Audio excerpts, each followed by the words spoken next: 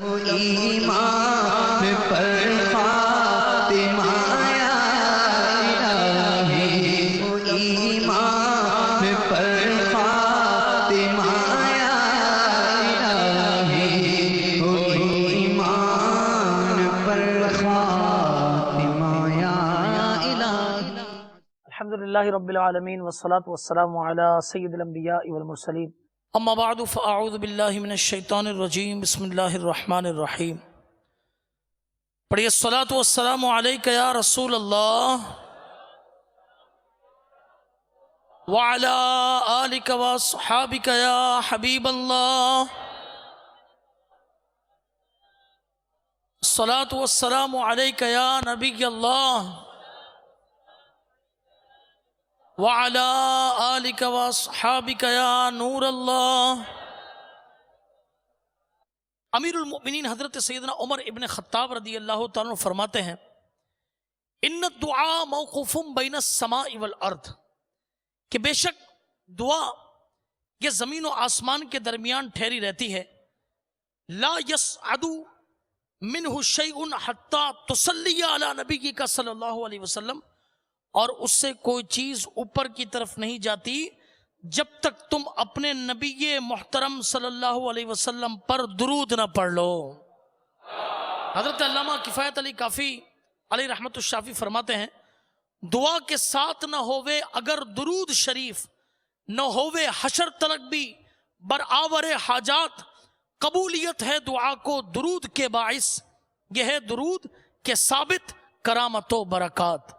صلو علی الحبیب صلی اللہ تعالی علی محمد وعلی آلہ وصحبہ وبارک وسلم۔ دعوت اسلامی کے اشاعتی ادارے مکتبۃ المدینہ کی مطبوعہ 346 صفحات پر مشتمل کتاب کرامات صحابہ، صفحہ نمبر 74 پر شیخ الحدیث حضرت علامہ عبد المصطفیٰ اعظمی علیہ رحمت اللہ القوی تحریر فرماتے ہیں، جس کا خلاصہ کچھ یوں ہے۔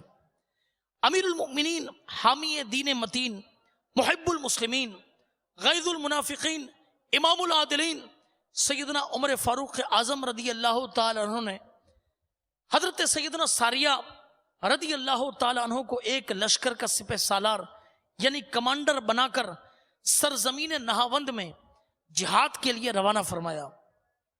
سپہ سالار لشکر اسلامیہ حضرت سیدنا ساریہ رضی اللہ تعالی عنہ کفار ناہنجار سے برسر پیکار تھے کہ وزیر رسول انور حضرت سیدنا عمر رضی اللہ تعالیٰ عنہ نے مسجد نبوی شریف علی صاحبہ الصلاۃ والسلام کے ممبر اطہر پر خطبہ پڑھتے ہوئے اچانک ارشاد فرمایا، یا ساریۃ الجبل، یا ساریۃ الجبل۔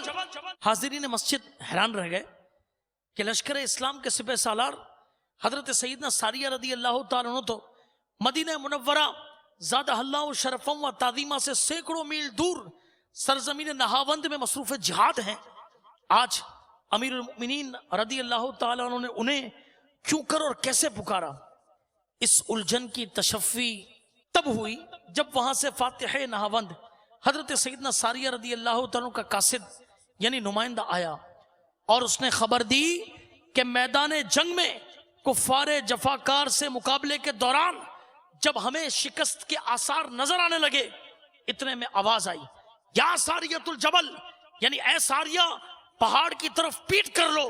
حضرت ساریہ رضی اللہ تعالیٰ نے فرمایا، یہ تو امیر المؤمنین خلیفۃ المسلمین حضرت سیدنا فاروق اعظم رضی اللہ تعالیٰ کی آواز ہے، اور پھر فوراً ہی اپنے لشکر کو پہاڑ کی طرف پشت یعنی پیٹ کر کے صف بندی کا حکم دے دیا۔ اس کے بعد ہم نے کفار بد اتوار پر زوردار یلغار کر دی، ایک دم جنگ کا پانسا پلٹ گیا اور تھوڑی ہی دیر میں اسلامی لشکر نے کفار نابکار کی فوجوں کو روند ڈالا، اور عساکر اسلامیہ یعنی اسلامی فوجوں کے قاہرانہ حملوں کی تاب نہ لا کر لشکر اشرار میدان کارزار سے راہ فرار اختیار کر گیا، اور افواج اسلام نے فتح مبین کا پرچم لہرا دیا۔ مراد آئی، مرادیں ملنے کی پیاری گھڑی آئی، ملا حاجت روا ہم کو درے سلطان عالم سا۔ صلو علی الحبیب صلی اللہ تعالی علی محمد وعلی آلہ وصحبہ وبارک وسلم۔ میٹھے میٹھے اسلامی بھائیوں، امیر المؤمنین فاتح اعظم حضرت سیدنا فاروق اعظم رضی اللہ تعالیٰ عنہ کی اس عالی شان کرامت سے علم و حکمت کے ہمیں کئی مدنی پھول ملتے ہیں۔ نمبر ایک، امیر المؤمنین محب المسلمین ناصر دین مبین سیدنا فاروق اعظم رضی اللہ تعالیٰ عنہ نے مدینہ منورہ زادہ اللہ شرفم و تعظیمہ سے سینکڑوں میل کی دوری پر نہاوند کے میدان جنگ اور اس کے احوال و کیفیات کو دیکھ لیا، اور پھر عساکر اسلامیہ کی مشکلات کا حل بھی فوراً لشکر کے سپہ سالار کو بتا دیا۔ اس سے معلوم ہوا کہ اہل اللہ کی قوت سماعت و بصارت یعنی سننے اور دیکھنے کی طاقت کو عام لوگوں کی قوت سماعت و بصارت پر ہرگز قیاس نہیں کرنا چاہیے، بلکہ اعتقاد رکھنا چاہیے کہ اللہ رب العزت نے اپنے محبوب بندوں کے کانوں اور آنکھوں میں عام انسانوں سے بہت زیادہ طاقت رکھی ہے، اور ان کی آنکھوں، کانوں اور دوسرے اعضاء کی طاقت اس قدر بے مثل و بے مثال ہے، اور ان سے ایسے کارہائے نمایاں انجام پاتے ہیں جن کو دیکھ کر کرامت کے سوا اور کچھ نہیں کہا جا سکتا۔ نمبر دو، وزیر شہنشاہ نبوت رکن قصر ملت سیدنا فاروق اعظم رضی اللہ عنہ کی آواز سینکڑوں میل دور نہاوند کے مقام پر پہنچی، اور وہاں سب اہل لشکر نے اسے سن بھی لیا، تیسری بات، جانشین رسول مقبول گلشن صحابیت کے مہکتے پھول امیر المؤمنین حضرت سیدنا عمر بن خطاب رضی اللہ عنہ کی برکت سے اللہ رب العزت نے اس جنگ میں مسلمانوں کو فتح و نصرت بھی عطا فرما دی۔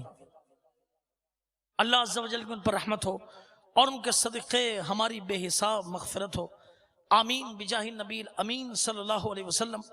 کس نے ذروں کو اٹھایا اور صحرا کر دیا، کس نے قطروں کو ملایا اور دریا کر دیا، کس کی حکمت نے یتیموں کو کیا در یتیم اور غلاموں کو زمانے بھر کا مولا کر دیا، شوکت مغرور کا کس شخص نے توڑا طلسم، منہدم کس نے الہی قصر کسرا کر دیا۔ صلو علی الحبیب صلی اللہ تعالی علی محمد وعلی آلہ وصحبہ وبارک وسلم، صلاۃ و سلام علیک یا سیدی یا رسول اللہ صلی اللہ علیہ وسلم۔ خلیفہ دوم، جانشین پیغمبر، وزیر نبی اطہر حضرت سیدنا عمر رضی اللہ تعالیٰ کا کچھ مختصر تعارف آپ کی بارگاہ میں پیش کرتا ہوں۔ چنانچہ آپ کی کنیت یہ ابو حفص ہے، آپ کی شہزادی حضرت حفصہ رضی اللہ تعالیٰ عنہ جو حضور علیہ السلام کے نکاح میں تھیں، کنیت ابو حفص ہے، اور آپ کا لقب فاروق اعظم ہے۔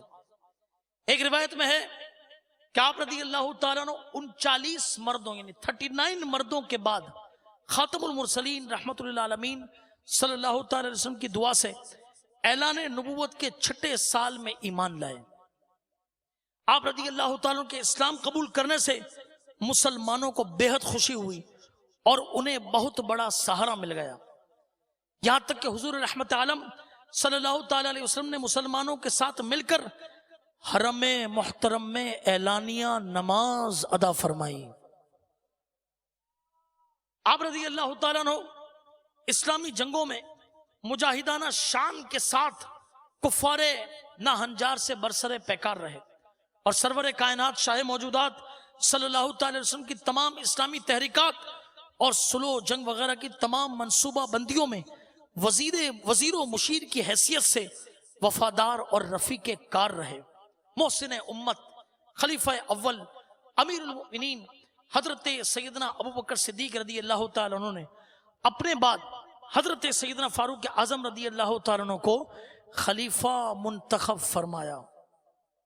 آپ رضی اللہ تعالیٰ عنہ نے تخت خلافت پر رونق افروز رہ کر جانشینی مصطفیٰ صلی اللہ تعالی وسلم کی تمام تر ذمہ داریوں کو بطریق احسن سر انجام دیا۔ نماز فجر میں ایک بدبخت ابو لولو فیروز نامی مجوسی یعنی آگ پوجنے والے کافر نے آپ رضی اللہ تعالیٰ عنہ پر خنجر سے وار کیا اور آپ رضی اللہ تعالیٰ زخموں کی تاب نہ لاتے ہوئے تیسرے دن شرف شہادت سے مشرف ہو گئے۔ بوقت شہادت آپ کی عمر شریف یہ 63 برس کی تھی۔ حضرت سیدنا صہیب رضی اللہ تعالیٰ عنہ نے نماز جنازہ پڑھائی اور گوہر نایاب، فیضان نبوت سے فیضیاب، خلیفہ رسالت معاب حضرت سیدنا عمر بن خطاب رضی اللہ تعالیٰ عنہ روضہ مبارکہ کے اندر یکم محرم الحرام 24 سن ہجری اتوار کے دن سیدنا صدیق اکبر رضی اللہ تعالیٰ عنہ کے پہلو انور میں مدفون ہوئے، جو کہ سرکار انام صلی اللہ تعالی علیہ وسلم کے پہلو پاک میں آرام فرما ہیں۔ اللہ عز و جل کی ان پر رحمت ہو اور ان کے صدقے ہماری بے حساب مغفرت ہو۔ حضرت سیدنا صدیق اکبر رضی اللہ تعالیٰ عنہ اور سیدنا فاروق اعظم رضی اللہ تعالیٰ عنہ کو دنیاوی حیات میں بھی اور بعد ممات بھی، یعنی انتقال کے بعد بھی، سرور کائنات شہنشاہ موجودات صلی اللہ تعالی علیہ وسلم کا قرب خاص عطا کیا گیا۔ صلو علی الحبیب صلی اللہ تعالی علی محمد وعلی آلہ وصحبہ وبارک وسلم، صلاۃ و سلام علیکہ یا سیدی یا رسول اللہ صلی اللہ علیہ وسلم۔ بارگاہ نبوت سے فیضیاب، آسمان رفعت کے درخشاں مہتاب حضرت سیدنا عمر بن خطاب رضی اللہ تعالیٰ عنہ، عاشق اکبر حضرت سیدنا صدیق اکبر رضی اللہ تعالیٰ کے بعد تمام صحابہ کرام علیہم الرضوان میں سب سے افضل ہیں۔ آپ رضی اللہ تعالیٰ عنہ صاحب الکرامات اور جامع الفضائل والکمالات ہیں۔ رب کائنات عز و جل نے آپ رضی اللہ تعالیٰ عنہ کو دیگر خصوصیات کے ساتھ ساتھ بہت سی کرامات کا تاج فضیلت دے کر دوسروں سے ممتاز فرما دیا۔ زمانہ نبوت سے آج تک کبھی بھی اس مسئلے میں اہل حق کے درمیان اختلاف نہیں ہوا۔ سب کا متفقہ عقیدہ ہے کہ صحابہ کرام علیہم الرضوان اور اولیاء الزام کی کرامتیں حق ہیں، اور ہر زمانے میں اللہ والوں کی کرامات کا صدور و ظہور ہوتا رہا ہے، اور انشاءاللہ عز و جل قیامت تک کبھی بھی اس کا سلسلہ منقطع یعنی ختم نہیں ہوگا، بلکہ ہمیشہ اولیاء اللہ رحمہم اللہ سے کرامات صادر ہوتی رہیں گی۔ اس سے قبل کے منبع علم و ہنر حضرت سیدنا عمر رضی اللہ عنہ کی مزید کرامات آپ کے سامنے بیان کروں۔ سب سے پہلے کرامت کی تعریف سن لیجئے۔ چنانچہ دعوت اسلامی کے اشاعتی ادارے مکتبۃ المدینہ کی مطبوعہ 1250 صفحات پر مشتمل کتاب بہار شریعت جلد اول صفحہ نمبر 58 پر صدر الشریعہ بدر الطریقہ حضرت علامہ مفتی محمد امجد علی آدمی علیہ رحمت اللہ القوی کرامت کی تعریف کچھ اس طرح بیان فرماتے ہیں۔ آپ فرماتے ہیں، ولی سے جو بات خلاف عادت صادر ہو، اللہ کے ولی سے جو بات خلاف عادت صادر ہو اس کو کرامت کہتے ہیں۔ علماء و اکابرین اسلام رحمہم اللہ السلام کا اس بات پر اتفاق ہے کہ تمام صحابہ کرام علیہم الرضوان یہ افضل الاولیاء ہیں، یعنی تمام اولیاء میں سب سے افضل یہ صحابہ ہیں۔ قیامت تک کے تمام اولیاء اللہ رحمہم اللہ اگرچہ درجہ ولایت کی بلند ترین منزلوں پر فائز ہو جائیں، مگر ہرگز وہ کسی صحابی کے کمالات ولایت تک یہ نہیں پہنچ سکتے۔ اللہ رب العزت نے مصطفیٰ جان رحمت، شمع بزم رسالت، نوشہ بزم جنت صلی اللہ تعالی علیہ وسلم کے غلاموں کو ولایت کا وہ بلند و بالا مقام عنایت فرمایا، اور ان مقدس ہستیوں کو ایسی ایسی عظیم شان کرامتوں یعنی بزرگیوں سے سرفراز کیا کہ دوسرے تمام اولیاء کرام رحمہم اللہ السلام کے لیے اس معراج کمال کا تصور بھی نہیں کیا جا سکتا۔ اس میں شک نہیں کہ حضرات صحابہ کرام علیہم الرضوان سے اس قدر زیادہ کرامتوں کا تذکرہ نہیں ملتا جس قدر دوسرے اولیاء کرام رحمہ اللہ السلام سے منقول ہیں۔ یہ واضح رہے کہ کثرت کرامت یعنی کرامت کا کثرت سے دکھانا یہ افضلیت ولایت کی دلیل نہیں، چونکہ ولایت یہ در حقیقت قرب بارگاہ احدیت عز و جل کا نام ہے، اور یہ قرب الہی عز و جل جس کو جس قدر زیادہ حاصل ہوگا اسی قدر اس کا درجہ ولایت بلند سے بلند تر ہوگا.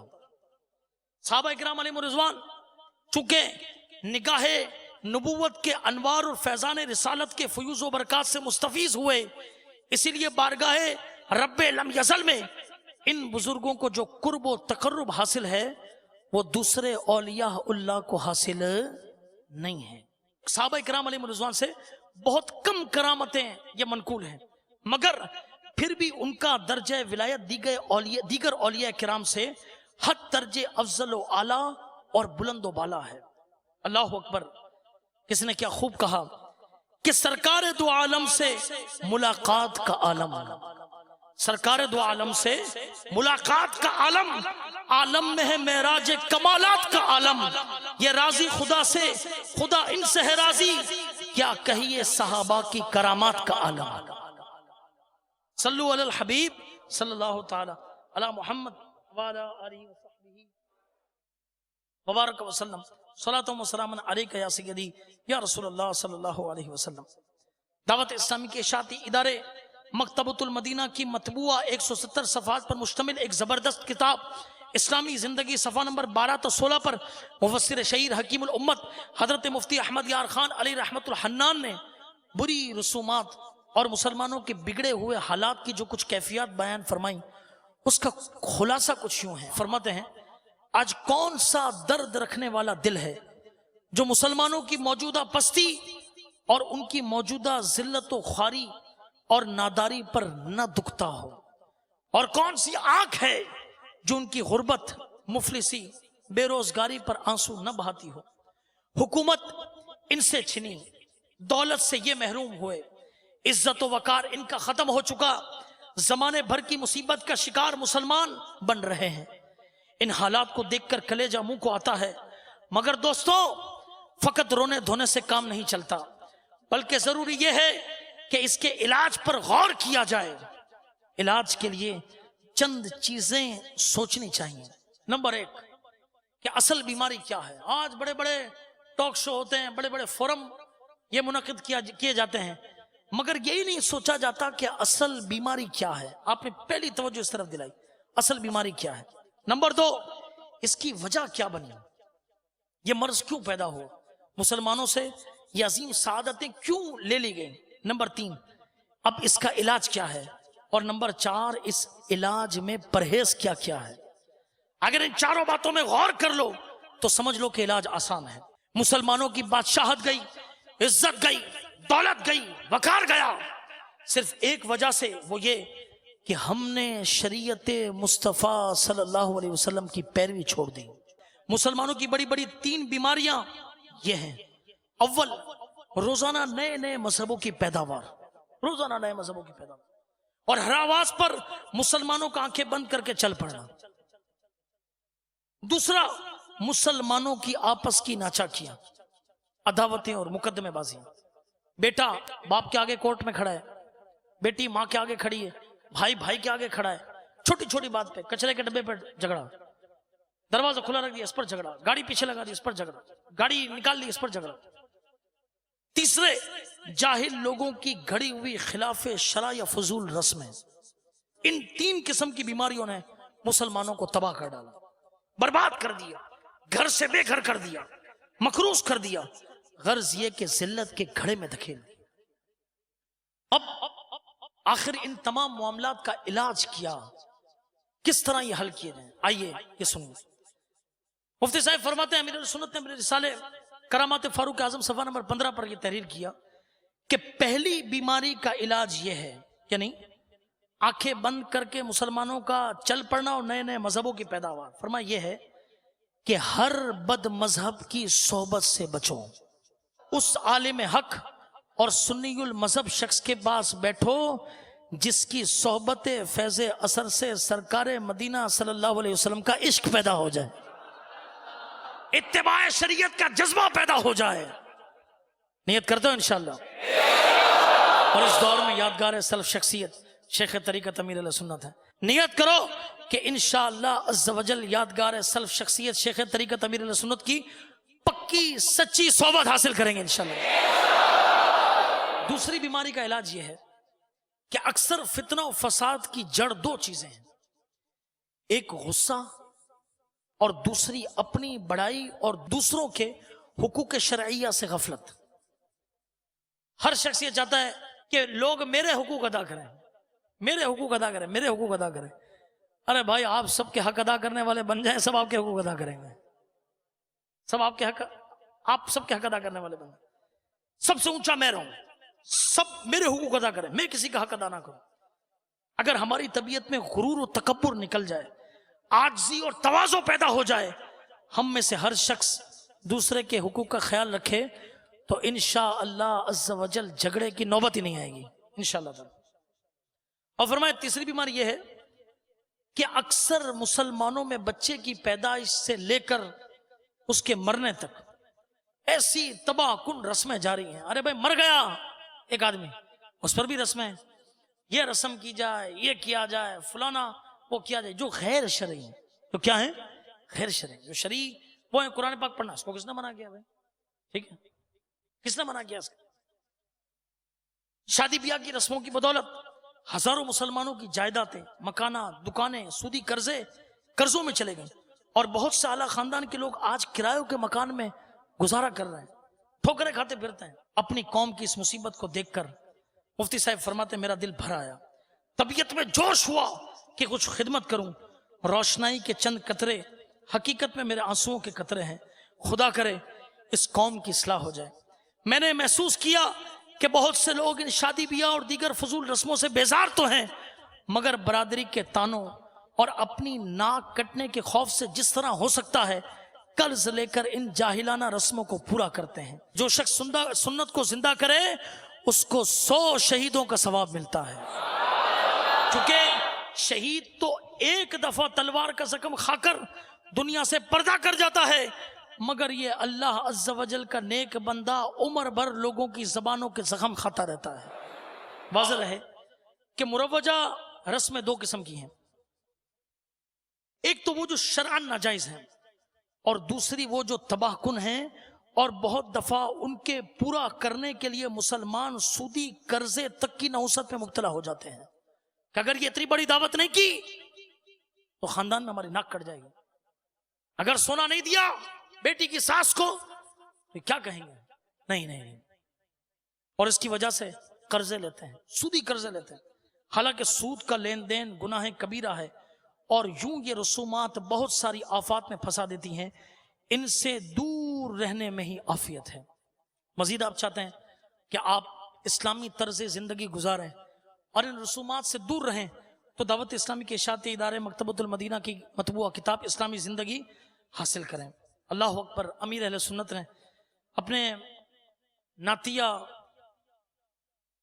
کتاب وسائل بخشش میں کیا زبردست اشعار یہ فرمائے، شادیوں میں مت گناہ نادان کر، شادیوں میں مت گناہ نادان کر، خانہ بربادی کا مت سامان کر، چھوڑ دے سارے غلط رسم و رواج، سنتوں پر چلنے کا کر عہد آج، خوب کر ذکر خدا و مصطفیٰ، دل مدینہ ان کی یادوں سے بنا۔ اللہ تبارک و تعالی ہم سب کو سرکار دو عالم صلی اللہ تعالی علیہ وسلم کی سچی پکی محبت عطا فرمائے، اور انہی کے نام پر جینا مرنا نصیب فرمائے، آمین بجاہ النبی الامین صلی اللہ علیہ وسلم۔ صلو علی الحبیب صلی اللہ تعالی علی محمد صلی اللہ علیہ وسلم۔ وہ ایمان پر خاتمہ یا الہی، وہ ایمان